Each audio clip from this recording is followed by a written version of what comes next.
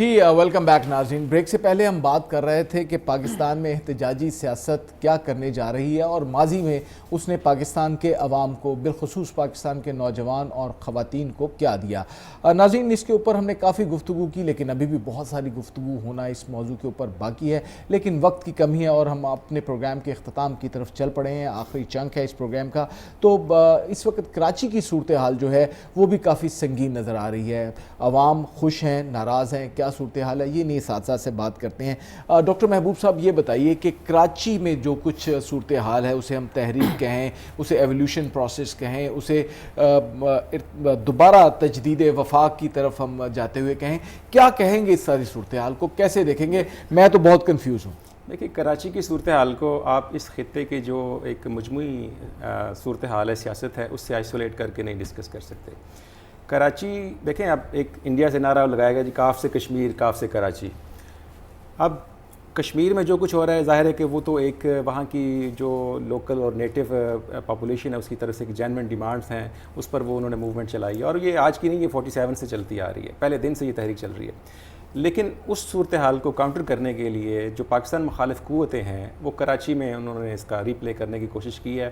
اب آپ دیکھیں کہ کراچی کی اس وقت کی جو صورتحال ہے اس سے پورا ملک جو ہے وہ کنفیوز نظر آ رہا ہے کہ یہ جو وہاں کی جو اسٹیک ہولڈر جماعت ہے جسے ہم کبھی مہاجر قومی موومنٹ کہتے ہیں, متحدہ قومی موومنٹ MQM کے نام سے جانتے ہیں, اب اس کی لیڈرشپ سے لا تعلقی کا اظہار کیا جا رہا ہے. اور آج یہ بڑا ایک عجیب سا مرحلہ ہے کہ آج جو ہے وہ MQM کی پاکستانی لیڈرشپ نے نیشنل اسمبلی کے اندر خود یہ تحریک پیش کی ہے کہ جی ہمارا اس سے کوئی تعلق نہیں ہے, ہمارے جو بانی ہیں ان سے, ہمارے جو قائد ہیں اپنے آپ کو ان سے ڈیٹیچ کر رہے ہیں, بلکہ مذمتی قرارداد.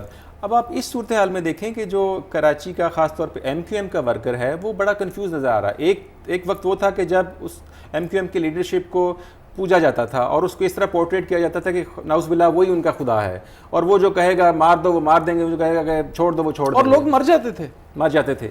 اب اس صورتحال میں جو کہ ایک بالکل یو ٹرن لیا گیا ہے, اور خود جو میں یہ سمجھتا ہوں کہ یہ شاید پاکستان کے حق میں یہ ایک طرح سے بہتری ہے کہ اس کی لیڈرشپ کے منہ سے کچھ ایسے نازیبا اور اینٹی پاکستان الفاظ نکل گئے جس سے جو ایکسپوز ہو گیا, اور جس سے ورنہ یہ لبادہ اور بتاب جو ہے وہ پتہ نہیں کب تک چلتا اور پاکستان کے آستین میں جو ہے وہ سانپ پلتا رہتا. اور بالکل ایسے ہی ابھی بھی ہمارے جو انٹیلیجنشیا ہے یا جو پولیٹیشینز ہیں یا جو ایک لے مین ہے وہ شاید اس کنفیوژن کا شکار ہے کہ یہ کیا ریالٹی میں ایسا ہے, یا شاید فار دی ٹائم بینگ ایک طرح سے یہ پالیٹکس کی جا رہی ہے کہ ابھی چونکہ ایک فیز آیا ہے اور اس فیز سے ہم نے نکلنا ہے, جسٹ انڈر دی کارپیٹ, تو یہ وقتی طور پر اس مرحلے سے نکلا جائے اور آگے چل کر دیکھا جائے. لیکن میں یہ سمجھتا ہوں یہ ہائی ٹائم ہے, اس وقت ہمیں یہ سوچنا چاہیے بحیثیت پاکستانی قوم کہ ان کے ساتھ کس قسم کا کھیل کھیلا جاتا رہا ہے کراچی کے اندر, اور یہ کسی سے ڈھکا چھپا نہیں تھا, نہ پہلے تھا, نہ میڈیا سے,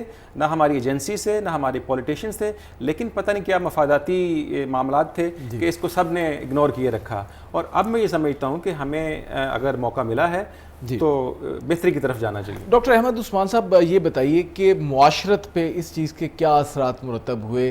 بوری بند لاشیں ملتی تھی, ٹارگٹ کلنگ ہوتی تھی, کوئی بندہ اپنے آپ کو محفوظ نہیں سمجھتا تھا, تو کراچی کے معاشرے کو MQM نے کیا دیا؟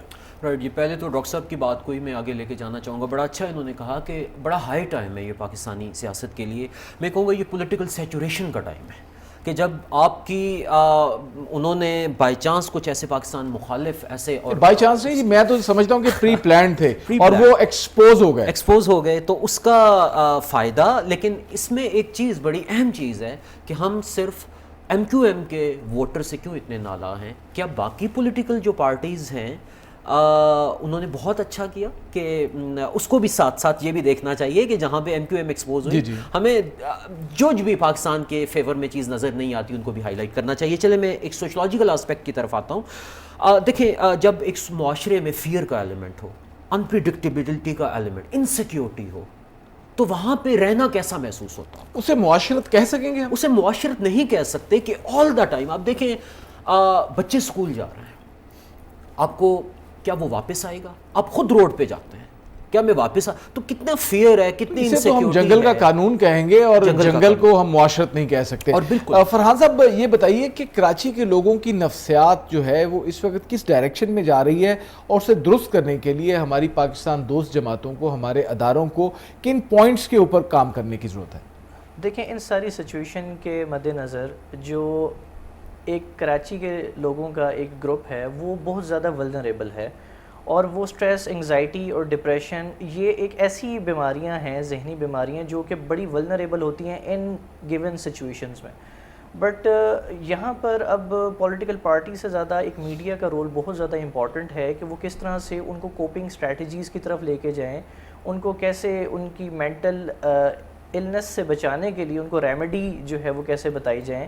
اس کے علاوہ ان کو جو ہے ریزیلینس سکھائی جائے کہ کیسے ان گیون سچویشن میں کیسے کوپ کرنا ہے, اور ان ساری آپ ہمیں تھوڑا سا اگر بریف کر دیں کہ یہ ساری جو ٹرمنالوجی آپ نے بتائی ہیں یہ کیا ہیں, تاکہ ہمارے اداروں کو, ہماری سیاسی جماعتوں کو تھوڑا سا آسانی ہو آپ کی بات کو سمجھنے کے لیے. دیکھیں, ریزیلینس میں اس طرح سے ہوتا ہے کہ اب ایک آپ پہ ایک مشکل گھڑی آ گئی ہے, لیکن اپنے آپ کو آپ نے سائیکولوجیکلی کیسے پریپیئر کرنا ہے کہ آپ ان ساری چیزوں سے نکل کے پازیٹیو اسپیکٹس کی طرف دیکھتے ہوئے اپنی لائف کو کنٹینیو کر سکیں, جس سے آپ کی مینٹل گروتھ بھی ہوگی.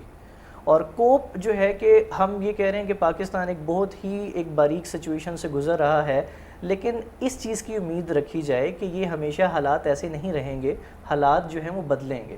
اپنے آپ کو اس ہوپ کے ساتھ, لیکن امید جو ہے وہ کسی نہ کسی حقیقت کے اوپر مبنی ہوتی ہے, وہاں پہ کوئی نہ کوئی تھوڑا سا حقیقت کا ایلیمنٹ ضرور ہوتا ہے. کیا آپ سمجھتے ہیں کہ اس ساری صورتحال میں حقیقت کہیں نظر آ رہی ہے, یا مفروضے کے اوپر جو ہے وہ خوش ہو جائیں؟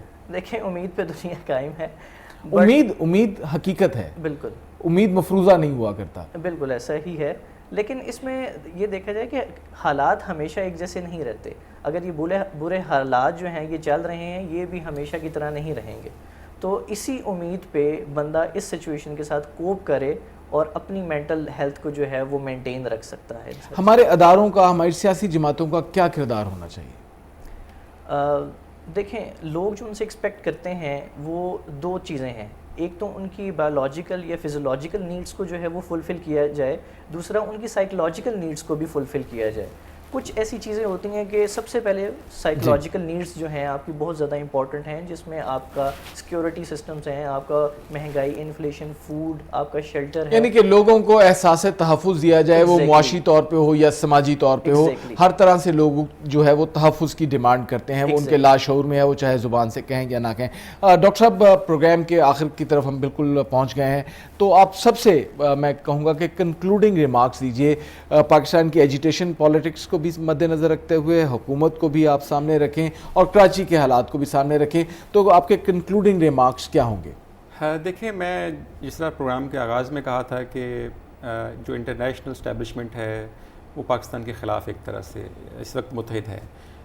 ان حالات میں ہماری سیاسی جماعتوں کو, ہمارے اداروں کو, ہمارا میڈیا جو خاص طور پہ, اس کو ایک پیج پہ آنا چاہیے, اور خاص طور پہ انڈیا کے اندر پاکستان کے خلاف جس طرح کی سازشیں بنی جا رہی ہیں ان کو کاؤنٹر کرنے کے لیے ہماری حکومت کو اپنا رول پلے کرنا ہے. جی ڈاکٹر احمد عثمان صاحب, آپ کیا کہیں؟ پولیٹیکل کنسنسس کی ضرورت ہے.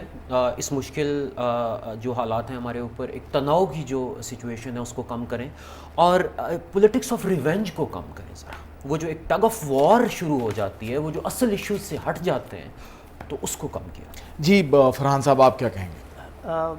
میرے خیال میں یہ ہونا چاہیے کہ ان ساری جو انایڈیکویسیز یا جو نیڈز ہیں ہماری میسز کی, ان کو مد نظر رکھا جائے, اور تاکہ ان کو ایک سینس آف سیکیورٹی اور سینس آف پروٹیکشن جو ہے وہ دی جائے, تاکہ بیسک نیڈز ان کی پوری ہو سکیں, اور وہ دین پھر they can move further. جی بہت شکریہ. ڈاکٹر محبوب حسین صاحب, آپ کا بہت شکریہ. احمد عثمان صاحب, آپ کا بھی ہم شکریہ ادا کرتے ہیں, اور فرحان صاحب آپ کے بھی ہم شکر گزار ہیں کہ آج آپ پروگرام میں آئے اور بڑی سیر حاصل گفتگو کی. جی ناظرین, آپ نے گفتگو سنی ہمارے اساتذہ کی, یہ دانشور بھی ہیں اور قوم کے مستقبل کو تیار بھی کرتے ہیں. ان لوگوں نے کیا تجاویز دیں کہ اس وقت پاکستان کی تمام سیاسی جماعتوں کو ایک ایجنڈا بنانا چاہیے اور اس ایجنڈے کے اوپر کام کرنا چاہیے, تاکہ پاکستان کے دشمن کی آنکھ میں آنکھ ڈال کر ہم ہم بات کر سکیں اور پاکستان کے مستقبل کو ایک نئی ڈائریکشن دے سکیں۔ ناظرین، پروگرام ہادھے کا وقت ختم ہوا چاہتا ہے، انشاءاللہ اگلے ہفتے ایک نئے پروگرام کے ساتھ، ایک نئے موضوع کے ساتھ دوبارہ حاضر ہوں گے۔ تب تک کے لیے ہادھے کی پوری ٹیم کو اور اپنے میزبان راہ حسنین کو اجازت دیجیے۔ اللہ نگہبان۔